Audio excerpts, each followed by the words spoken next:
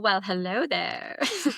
Welcome to Sensory Fluffy with Vanessa, your OT. I'm so glad you're here because today there is so much going on in the world.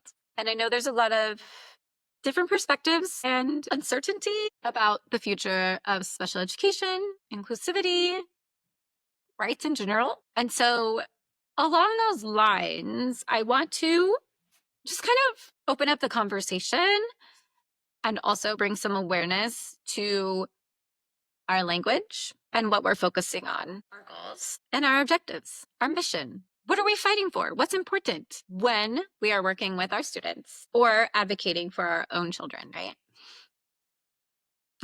Where am I going with all of this? Let's talk specifically IEP goals. Let's put some real tangible examples to this kind of overarching theme that I'm talking about. If we are going to be advocating for inclusion, learning of all types, multisensory learning, processing differences, inclusion in general, then we need to start being very aware of the language that we're using and what our goals are with our children. So, should we be writing goals to fix things? Should we be writing goals to eliminate stemming or other things?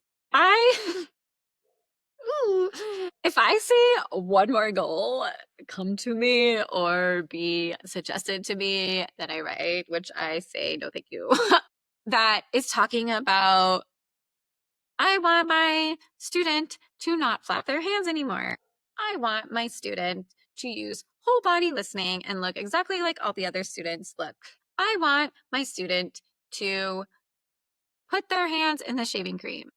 I want my student to be able to sit perfectly still in their desk, just like all the other students, for 30 minutes straight.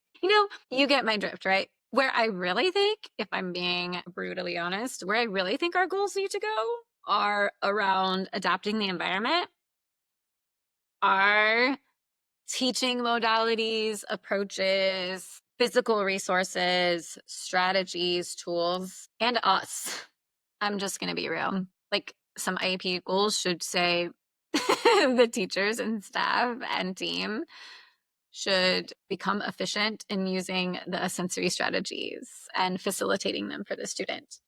Or, really provocative, the team will demonstrate an understanding of the student's specific sensory preferences and differences and accommodate accordingly.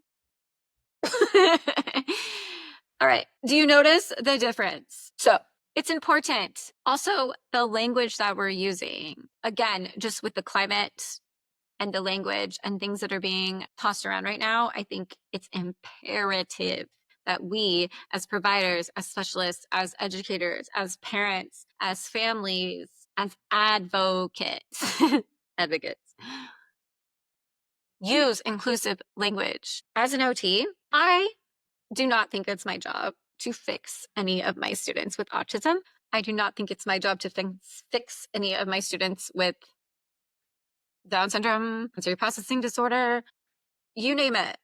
That's not my job. My job is to make them happy and functioning at the highest capacity that they possibly can and reaching their full potential and fulfillment and purpose in this world. It's like so basic, right? Like, we're back to this. Just because we're different doesn't mean there's something to be fixed.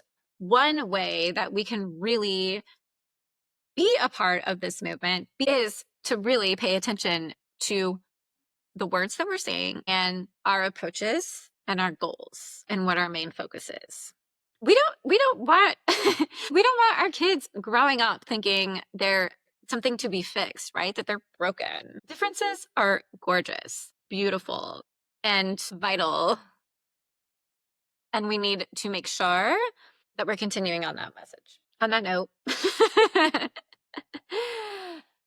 obviously this is very near and dear to my heart. And when I am working with my students, my main prerogative, honestly, is making them feel uplifted, confident, strong, and like their own best advocates. And so I created some free positive affirmation cards because I feel so strongly about this, and they're really cute.